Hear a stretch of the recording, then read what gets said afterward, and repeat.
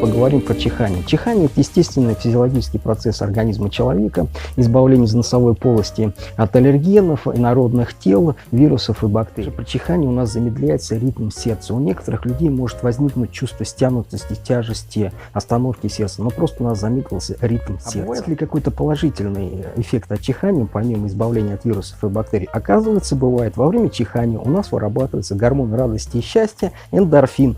Поэтому после чихания у нас должно быть радостное приподнятое настроение. В общественном месте как бы неприлично, да, чихнуть там, чтобы люди на тебя там косились и так смотрели. Раз так вот пальчик под корень носа ставим, или вот так вот кулачок вот раз так поджимаем и держим так, пока не прекратится у нас ощущение, что мы хотим чихнуть.